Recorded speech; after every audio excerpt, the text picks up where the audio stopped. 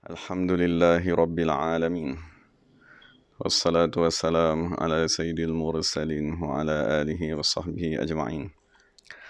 Rabbi shrah lana sudurana wa yassir lana umurana wahlul 'uqdatam min alsinatina yafqahu aqwalana. Sabbit aqdamana wa tammim taqsirana ya rabbana rabbal alamin. La hawla wa la quwwata illa billahil aliyyil azim. La hawla wa la quwwata illa billahil aliyyil azim. La hawla wa la quwwata illa billahil aliyyil azim. Amma ba'd. اللهم صل وسلم وبارك على سيدنا محمد وعلى آل سيدنا محمد. أستغفر الله الذي لا إله إلا هو الرحمن الرحيم الحي القيوم الذي لا يموت وأتوب إليه. اللهم اغفر لنا جميعا برحمتك يا أرحم الراحمين. Assalamualaikum warahmatullahi wabarakatuh. Jadi alhamdulillah kita bersyukur kepada Allah Subhanahu wa taala kerana dapat sama-sama dalam tazkirah ringkas berkenaan tentang salah satu tasbih, ucapan tasbih yang diajarkan oleh baginda sallallahu alaihi wasallam yang boleh kita amalkan sepanjang kita berada di rumah bersama-sama keluarga selepas sembahyang fardu ataupun di tengah malam kita boleh amalkannya. Jadi hadis diriwayatkan oleh Imam Muslim daripada Sayyidina Ibn Abbas radhiyallahu anhuma, daripada salah seorang ummil mu'minin Juwairiyah bintil Harith, anna Nabi sallallahu alaihi wasallam, pada satu hari Nabi Muhammad sallallahu alaihi wasallam kharaja min indiha, keluar daripadanya bukratan, pada satu pagi, hina sallas subah, maksudnya ketika Nabi SAW keluar ke masjid baginda SAW untuk menunaikan solat subuh. Jadi Juwairiyah tadi dia duduk di atas sajadahnya menunaikan solat subuh dan berzikir selepas tu. Summa raja'a ba'da an adha wa hiya jalisah, kemudian Nabi SAW kembali, maknanya selepas Nabi duduk di masjid solat subuh berzikir bersama-sama sahabatnya, dan setelah Nabi tadi menunaikan solat duha, maka Nabi pun balik dan Nabi masih melihat isterinya iaitu Juwairiyah duduk di atas sejadah tersebut. Maka Nabi SAW bertanya kepadanya, ma zilti alal halil lati faraqtuki alaiha, maksud Nabi bertanya kepadanya, adakah kau masih berada di atas sejadah ni semenjak daripada aku meninggalkan kamu daripada pagi tadi? Qalat na'am, maka isterinya berkata ya. Maka Nabi SAW bersabda, laqad qultu ba'daki arba'a kalimatin thalatha marratin law wuzinat bima qulti mundzul yawm law wazanat hunna subhanallah bihamdihi adada khalqihi wa ridha nafsihi wa zinata arshihi wa midada kalimatih. Jadi Nabi berkata kepada isterinya bahawa sesungguhnya setelah daku keluar meninggalkan kamu untuk daku menunaikan solat subuh, daku telah menyebut 4 kalimat sebanyak 3 kali. Jikalau ditimbang ucapan yang daku lafazkan, maksud Nabi berkata, dibandingkan dengan apa yang telah kamu ucapkan sepanjang daripada daku meninggalkan kamu sehinggalah daku pulang, nescaya apa yang daku ucapkan tadi menyamai berat timbangan apa yang kamu lafazkan, bahkan membawa makna lebih lagi, bahkan lebih berat lagi daripada apa yang kamu ucapkan. Maksudnya isteri Nabi yang bernama Juwairiyah, dia terkenal masyhur dengan ahli dengan ibadat, dan dia tadi suka bertasbih memuji Allah Subhanahu, menyucikan Allah Subhanahu wa taala.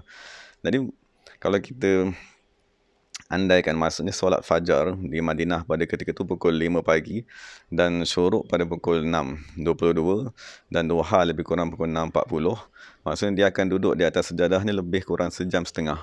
Dan kalau kita kira subhanallahil azim, subhanallah bihamdihi, subhanallah bihamdihi, dalam tempoh sejam setengah dari itu dia dapat membaca subhanallah bihamdihi lebih kurang 1000 kali. Maksudnya Nabi kata, kamu telah mengucapkan tasbih sebanyak 1000 kali dalam masa sejam setengah, dan aku mengucapkan tasbih sebanyak 3 kali dalam masa 30 saat. Tasbih sebanyak 3 kali yang Nabi SAW ucapkan dalam masa 30 saat menyamai beratnya dengan sejam setengah yang diucapkan oleh kamu sepanjang daku meninggalkan kamu. Jadi inilah lafaz tasbih yang amat berfaedah yang ditinggalkan oleh Nabi kepada kita, dan sememangnya kita maklum itulah faedah kerana apabila kita tadi beribadat dan kita tadi mempunyai guru untuk membetulkan dan mengajarkan kepada kita. Maksud Nabi SAW dia ialah guru kepada sahabat-sahabatnya. Jadi dia melihat sahabat-sahabatnya melakukan sesuatu ibadat. Jadi Nabi SAW mengetahui ada satu lagi ibadat lain yang lebih afdal, yang lebih besar di sisi Allah Subhanahu Wa Taala, maka Nabi SAW mengajarkan kepada mereka ibadat yang lebih afdal. Dari tasbih yang diajarkan oleh baginda ialah subhanallah bihamdihi, yang bermaksud penyucianku kepada Allah, wa bihamdihi, dan pujianku kepada Allah Subhanahu Wa Taala, adada khalqihi, maknanya sebanyak mana bilangan makhluk Allah Subhanahu Wa Taala. Maksudnya dalam kitab Syarah As-Sawi, syarah kepada matan Jawharatul Tauhid, maksudnya Imam Sawi menyatakan daripada Syekh As-Sunhaji. Maksud Syekh Sunhaji menyatakan dalam kitab ni Kanzil Asrar bahawa bahawa sesungguhnya anak Adam, bilangan anak Adam seluruhnya, maksudnya kalau kita bilang anak manusia hari ni ada dalam bilangan 7.7 bilion. Jadi bilangan manusia ni dia ialah 1/10 daripada bilangan jin. Dan keseluruhan jin dan manusia sekiranya dicampurkan, dia ialah 1/10 daripada bilangan haiwan-haiwan yang berada di darat. Dan keseluruhan mereka, maksudnya kita campurkan manusia, jin dan semua binatang-binatang yang ada di atas darat, keseluruhan mereka hanya 1/10 daripada keseluruhan burung-burung di langit. Dan keseluruhan kita campurkan ke semua tadi, dia ialah membentuk 1/10 daripada binatang yang berada di laut. Dan kesemuanya menyamai 1/10 daripada malaikat yang ada di bumi, dan keseluruhan semua malaikat dicampur dengan makhluk yang lain ialah 1/10 daripada malaikat langit pertama, dan keseluruhannya 1/10 daripada langit kedua sampailah kepada kursi dan sampailah kepada arash. Dan begitulah bilangan banyaknya makhluk yang Allah Subhanahu Wa Taala cipta. Jadi kita bertasbih subhanallah wa bihamdihi, dan kita memuji Allah, dan kita ucapkan 2 kalimat saja, adada khalqihi, sebanyak mana bilangan makhluk Allah Subhanahu Wa Taala, termasuklah tumbuh-tumbuhan, tanah, air dan seumpamanya. Dan kedua kita baca waridha'a nafsih. Jadi lafaz waridha'a nafsihi ini dia mempunyai 2 riwayat. Satu riwayat membaca waridha nafsihi, dan satu lagi merujuk kepada waridha'a nafsih. Jadi sekiranya kita membaca waridha'a nafsihi, itu merujuk kepada perbuatan kita. Maksud kita bertasbih dan kita memuji Allah dengan kadar yang akan menjadikan Allah meredai kepada diri kita. Dari itu makna waridha'a, sekiranya kita tambah dengan hamzah, dia ialah masdar kepada kata kerja rada yuradi. Jadi kalau kita baca waridha'a, itu kita maksudkan segala perbuatan makhluk, segala amalan makhluk, malaikat di langit, manusia di bumi, yang akan mendatangkan keredaan kepada Allah, yang akan memberikan kepada kita keredaan Allah Subhanahu Wa Taala, maka sebanyak itulah kita bertasbih dan kita memuji Allah. Dan dalam satu riwayat lain dibaca sebagai waridha nafsih tanpa hamzah, dan sekiranya dibaca dengan sebagai waridha nafsihi, jadi ridha dia merujuk kepada sifat Allah Subhanahu Wa Taala, keredaan Allah kepada makhluk-makhluknya. Dan apabila kita menyebut keredaan Allah kepada makhluk, maksudnya dia merujuk kepada makhluk-makhluk yang diredai oleh Allah, seperti Nabi-Nabi dan Rasul, seperti malaikat, seperti wali-wali Allah. Jadi kita memuji Allah, bertasbih dan bertahmid sebanyak mana keredaan Allah Subhanahu Wa Taala terhadap makhluk-makhluknya yang dikasihi. Wa zinata arsyihi, dan seberapa beratnya arash Allah Subhanahu Wa Taala hanya Allah sajalah yang mengetahuinya. Wa midada kalimati, dan sebanyak mana bilangan ataupun kadar dakwat yang digunakan untuk menulis kalimat Allah, yang dimaksudkan ialah ilmu Allah Subhanahu Wa Taala. Jadi inilah tasbih yang diajarkan oleh Nabi sallallahu alaihi wasallam, yang Nabi baca sebanyak 3 kali dan selama 30 saat, dan dia menyamai dengan tasbih yang dibaca oleh isterinya Juwairiyah sebanyak 1.5 jam. Jadi kita, dan sememangnya lah dalam syarah dinyatakan bahawa Nabi SAW dia diutuskan dengan jawami'il kalim, maksudnya kalimat-kalimatnya ringkas, yang padat tetapi mempunyai makna yang amat banyak.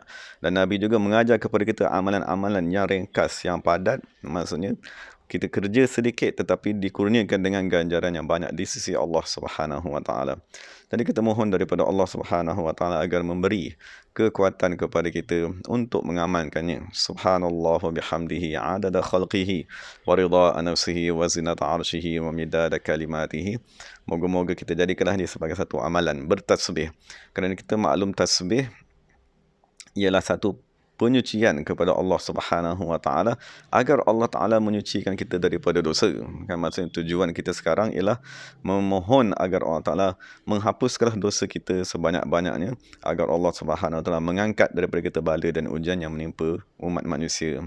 Wallahu taala alam. Jadi kita moga-moga kita dapat mengamalkannya lah. Dan Syekh Izzuddin Ibn Abdul Salam menyatakan dalam fatwanya bahawa daripada pengajaran Nabi Muhammad SAW tadi difahami bahawa terdapat setengah amalan yang diajarkan oleh Nabi Muhammad SAW, walaupun dia tadi mengambil masa yang sedikit, tetapi dia lebih afdal daripada ibadat yang mungkin dibuat dalam masa yang panjang tetapi kurang mendapat ganjaran kerana kelebihannya ada pada amalan yang sedikit. Maka itulah kepentingan pembimbing di dalam kita beribadat, mengajarkan kepada kita sesuatu ibadat pada masa tertentu dan bagaimanakah cara mengamalkannya.